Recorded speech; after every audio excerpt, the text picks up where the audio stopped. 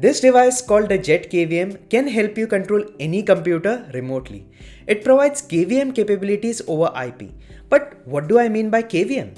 KVM stands for keyboard, video and mouse, and with this device you can access these three interfaces over the network. Now, such KVM devices are used to access machines which are not easily accessible physically. You can use this for servers or even for a PC like this mini PC that I have here.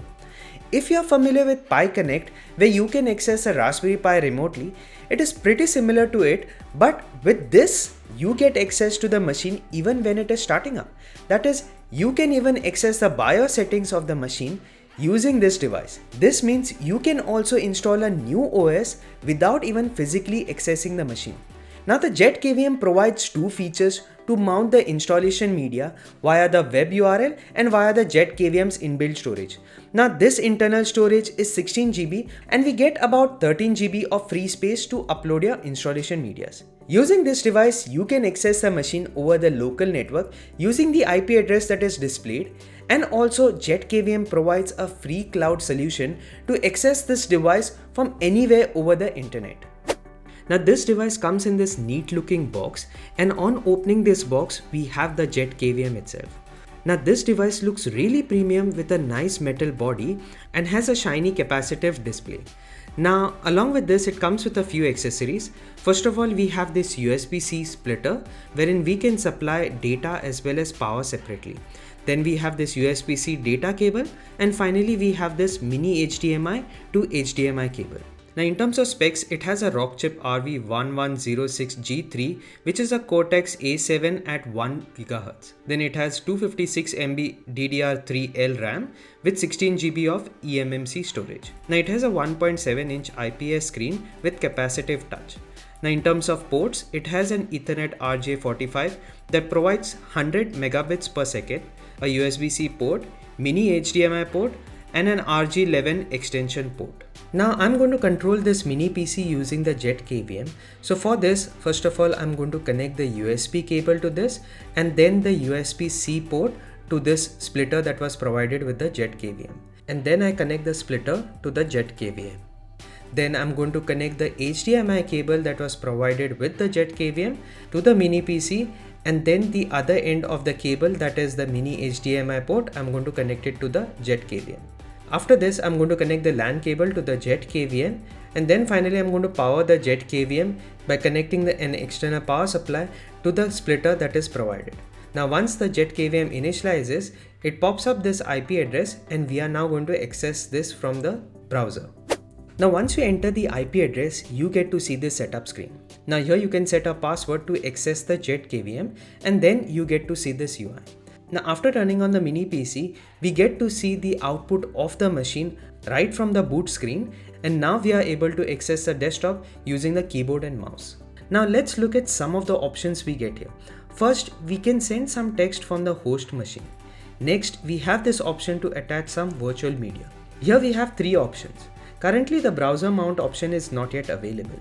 I tried the URL mount option, mounting a Ubuntu ISO URL and then rebooted the device. It then showed this option to Jet KVM media, and on clicking it, I was able to access the installation menu. I continued further, but the next set of installation screen took nearly 20 minutes to load up.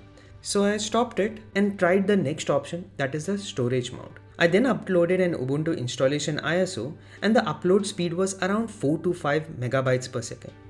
After it finished, I tried booting from it and it loaded up the installation screen, and I was able to continue with the setup. Next, I enabled Wake on LAN in my mini PC in the BIOS, and then in the Wake on LAN option, I added a new device specifying the MAC address of the mini PC. I then tried turning on the mini PC and it worked with no issues. In the settings, you get this option to hide the cursor when you are using the screen. Then you have this option that simulates mouse movement to prevent the system from going into sleep or standby. Then we can set the video quality settings and also set certain EDID settings for the display of the machine that the KVM is controlling. We have a few display options already, but we can also set some custom EDID settings. Now here we have the next option, that is connecting the Jet KVM to the Jet KVM cloud. Once you click here, you will be directed to a sign up page wherein you have to sign up using your Google account. Once you do that, you will then get to name your device and then click on Finish Setup. Now after doing this, I'm right now able to access my mini PC over the Jet KVM cloud using the Jet KVM.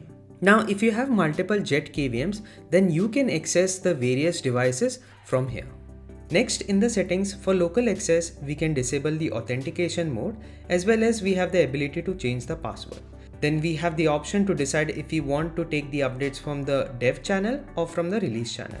Finally, in the advanced section, we have this developer mode wherein we can specify a public key in order to access the Jet KVM via SSH. To access this, you have to specify the private key and the username as root and the IP address of the Jet KVM. Once you do that, you will get to access the Jet KVM via SSH. Now this device was launched on Kickstarter that got fully funded, and now they are shipping the device since December 2024. Now there are other KVM alternatives out there like the Pi KVM, which is created using a Raspberry Pi and an open source software called a Pi KVM. But this device comes with features packed in for about $69, and the software is also open source right from the OS in the device to the web UI that you can access via the browser, and also the cloud API to access a device over the internet. Finally, it's a premium finished device with a budget-friendly price containing all the features of a KVM over IP. Now, if you like to see such videos, make sure to hit that like button as well as hit that subscribe button for more such videos to come. Now, if you want, you can support my work by becoming a Patreon member, or you can just buy me a coffee. Till then, take care, and I will see you in my next one.